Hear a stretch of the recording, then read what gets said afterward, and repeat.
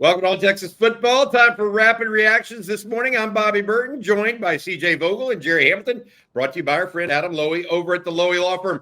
Guys, wake up this morning. Texas 7-1.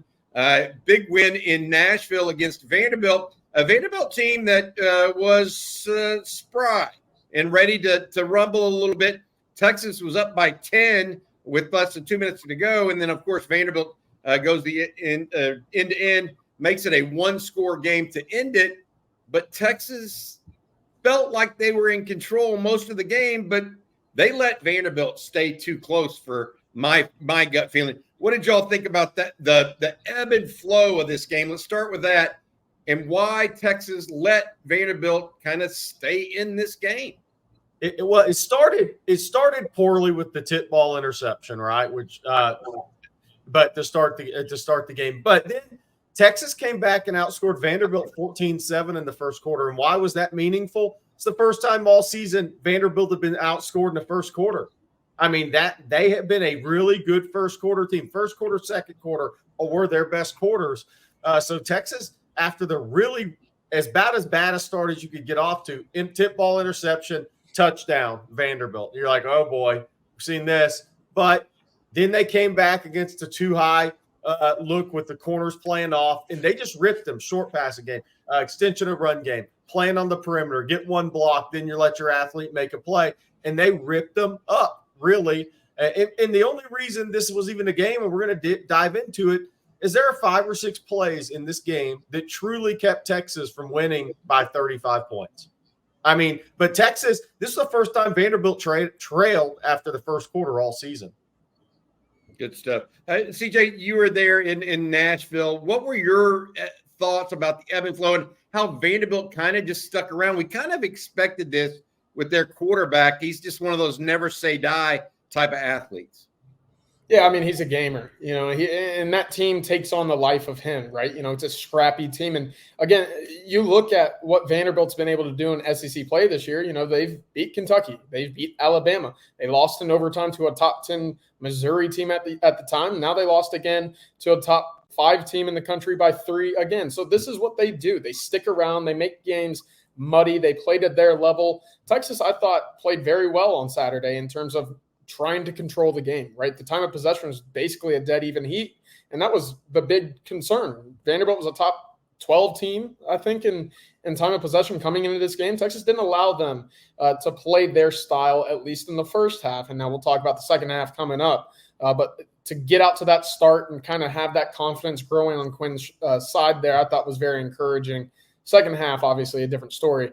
But you get up, you stay up, you find a way to win, you leave with a top 25 victory. I think you go into the bye week a little bit of some of that weight off of your shoulders, and now you can get healthy and move to the phase 3. Hey, I completely agree. This is now they put themselves in a position just like a year ago where you win, you're in.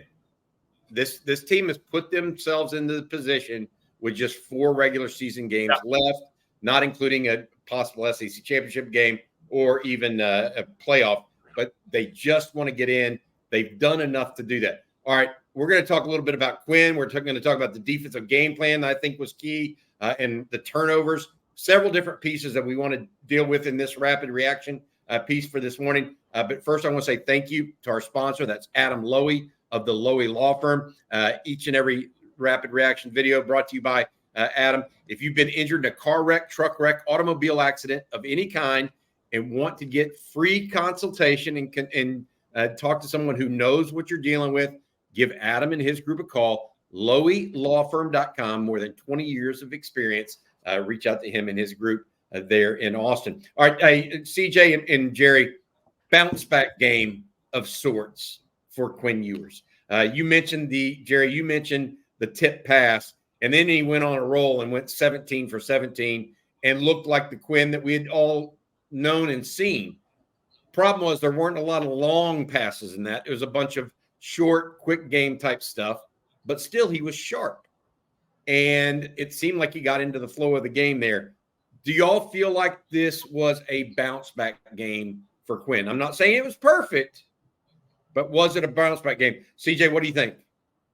Yeah, absolutely. I mean, tipped interceptions are very fluky in my eyes, and you have no clue where that pass is going. If it goes straight to the dirt, you're back in second down.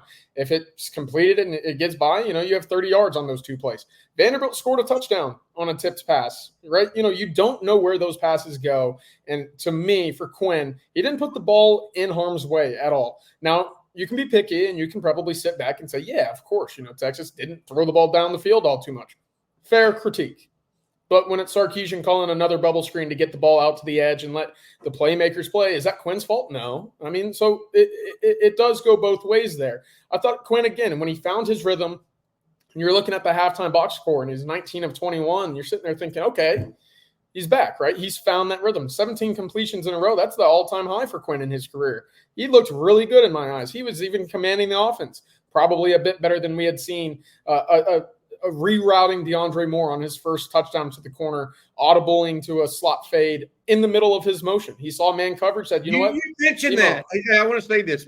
Take people through that, because you mentioned that that was discussed in the post game, and we talked about it last night in post game with Brian Robinson and Rod Babers.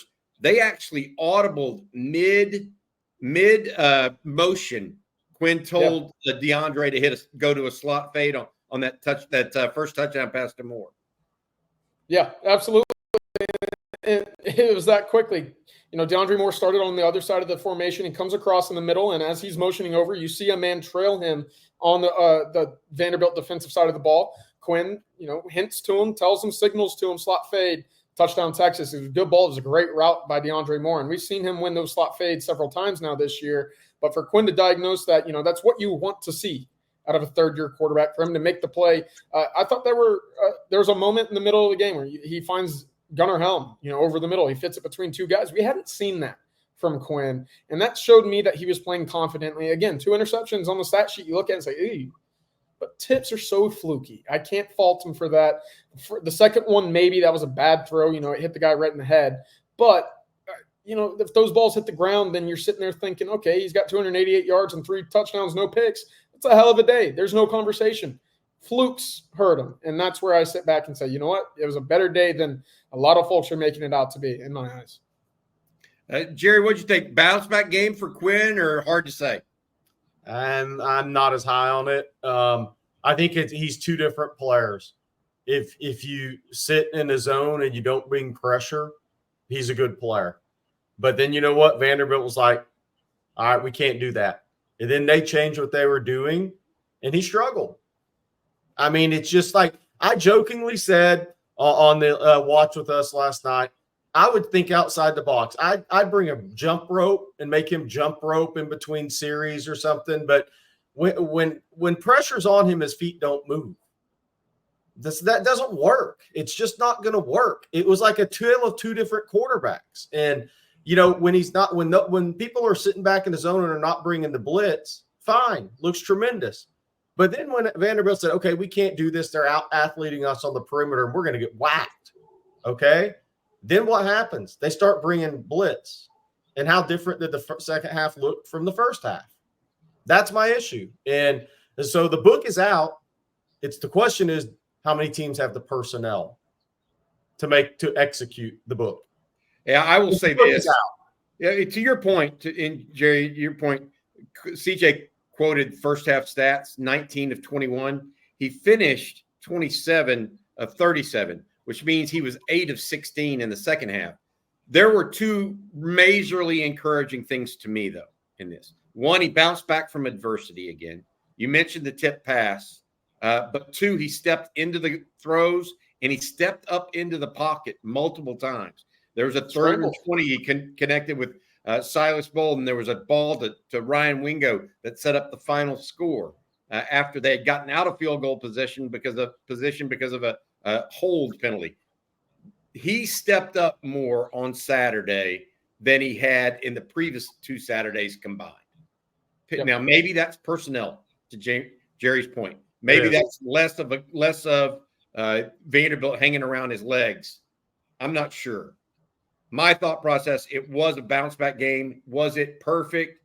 No. Was it good enough to win at Vanderbilt, a ranked team that had a pretty good game plan against Quinn and this offense themselves? I think so. So we could talk about it, but I think it was a step in the right direction for Quinn Ewers and for this team. And now here's what happens. He gets a week off for that confidence to build, for him to see himself going forward in the pocket a little bit more and seeing the results of being able to do that be positive. One last thing, he didn't run for his life and escape poorly. If he was going to take a sack, he just took it. I think that was maybe one of the better things we saw from him on Saturday as well. Sometimes you just need to take the sack and live to fight another day. And he didn't make a bad thing worse. And that is a big piece too, as well. He did not throw another ball, by the way, other than those 2 picks, that I thought was really interceptable. I agree. So that's not a negative throw, whereas we saw a couple against both Georgia and Oklahoma that were in that range, right? So we'll talk more and discuss Quinn's play more a little bit on the offensive grades, but I think that it was a step in the right direction.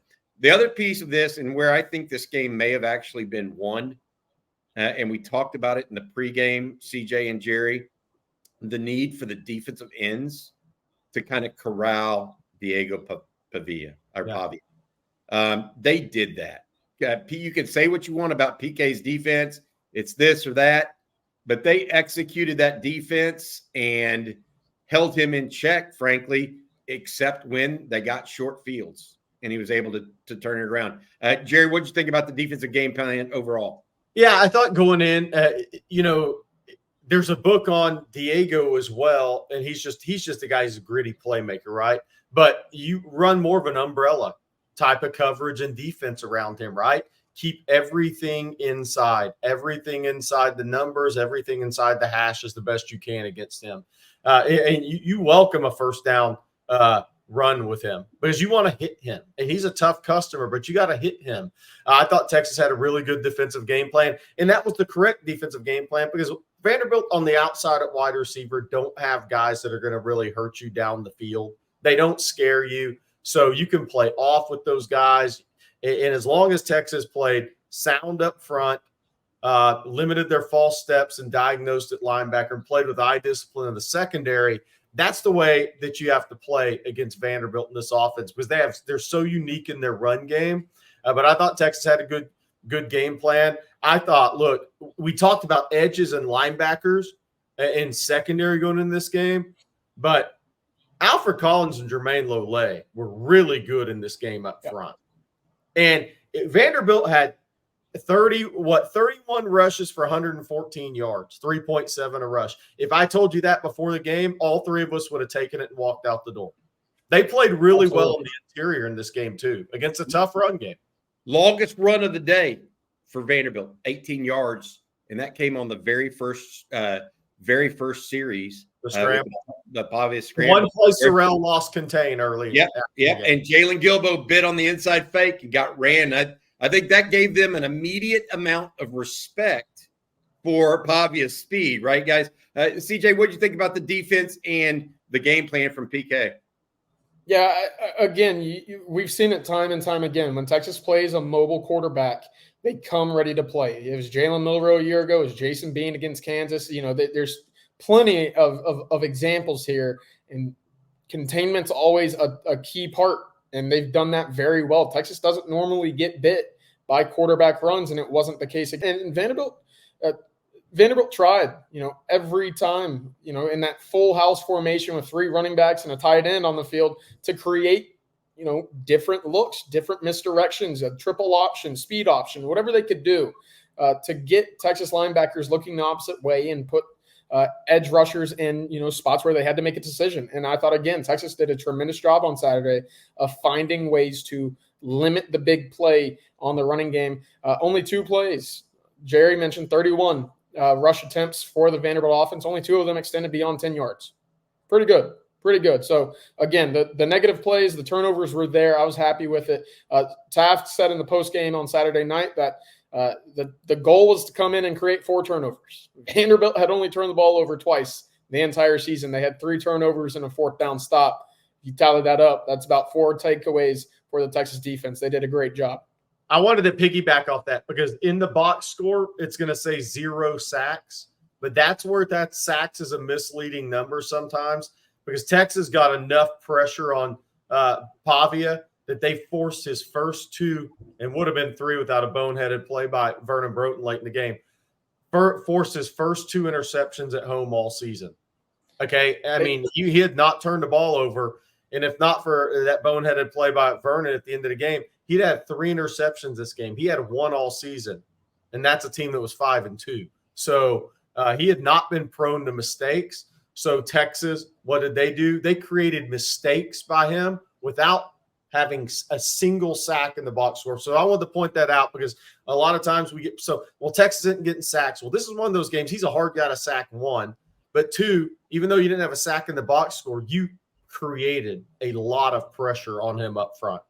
No, that last real play, quick, Bobby, if I can add this. The second straight week, Texas not playing complimentary to 2 touchdown drives early on 38 and 31 yards. And then to Gerry's point, if you get the interception after the final drive of the day, I mean, they didn't drive the football. They didn't drive successful, lengthy drives down the field against this Texas defense. It was all short fields again due to turnovers. They had 4 3 and out. 4 3 and outs they forced. That's pretty good on the road against a good team.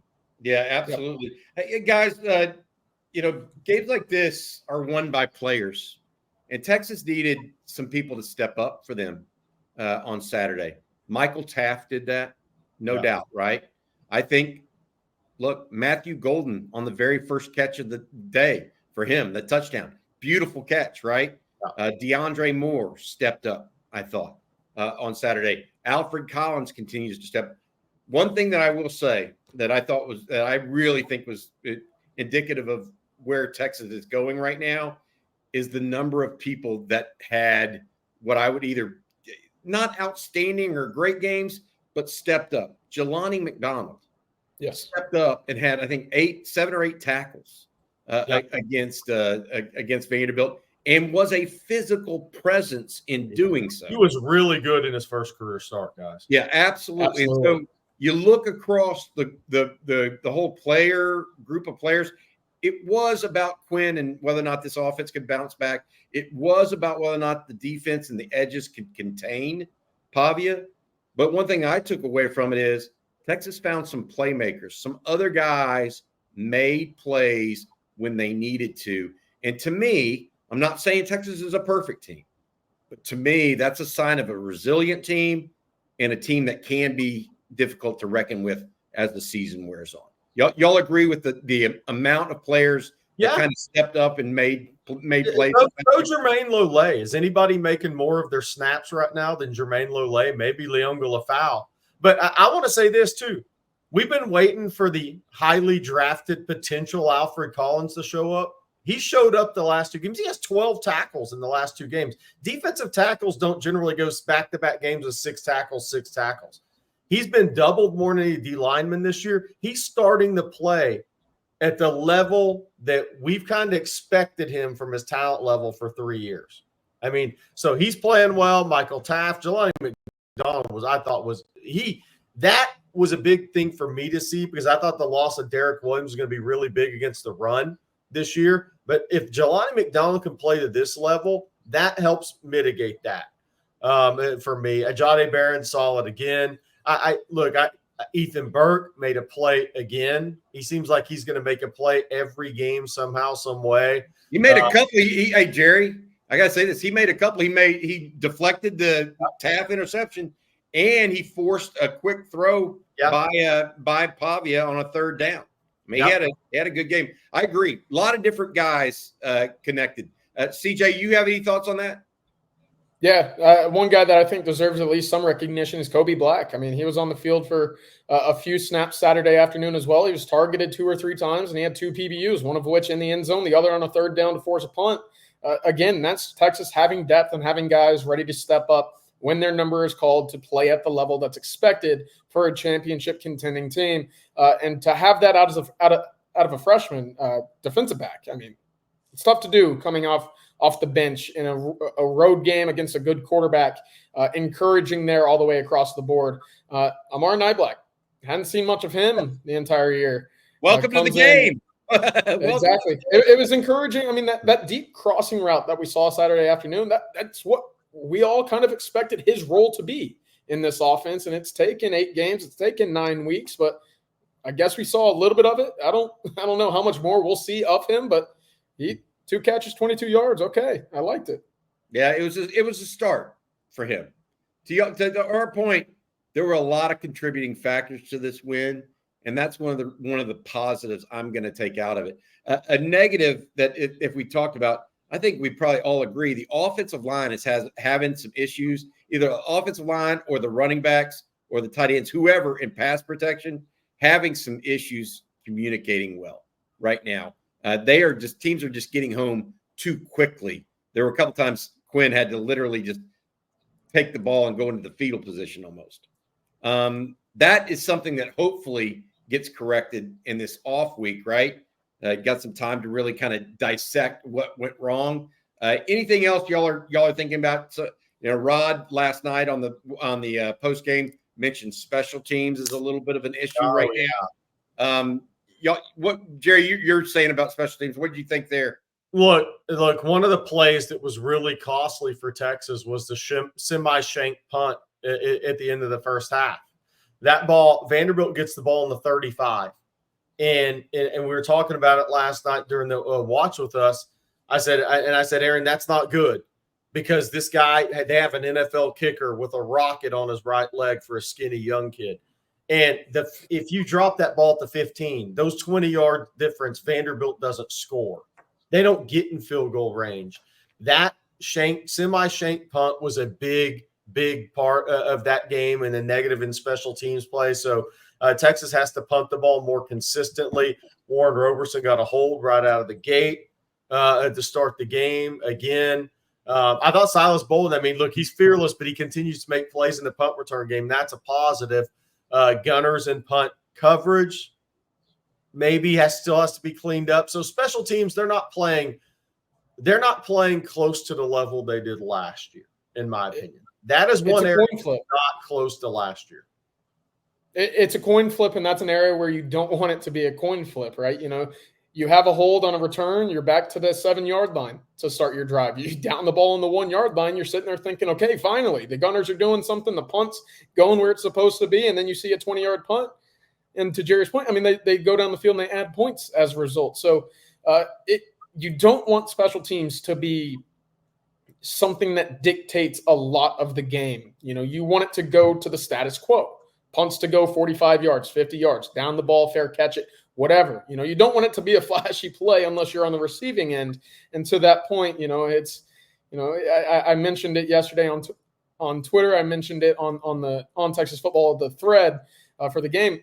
Every Silas Bolden punt return feels like an automatic, just exhilaration drug. You just don't know what's going to happen. Most parts, they're good. Silas is a heck of a return man, but man, it gets you anxious, right? You buckle up anytime you start to run in to catch a football. But again, encouraging in that regard that again, he's getting close to breaking those big returns to the house, whatever you want to call it. But encouraging, you just got to clean up all the other stuff. Yeah, I do think they no more holds or no more penalties on special teams after that very first one where they Matthew Golden took the ball out from 3 or 4 yards deep, by the way, as well. Overall, I think this game was a big win for the Longhorns. They needed to get over the hump and into the bye week with a win. They are 7-1, and to me, that is the bottom line that we need to talk about and needs to be known. Texas is 7-1 with everything ahead of them. There's nothing they cannot do right now for the rest of this season. Everything that they started this season for, they can play for the next 4 weeks. They got to start with Florida in 2 weeks in Austin. That means they need to improve on execution on offense. Quinn needs to keep taking this positive feedback loop and start stepping up more and more.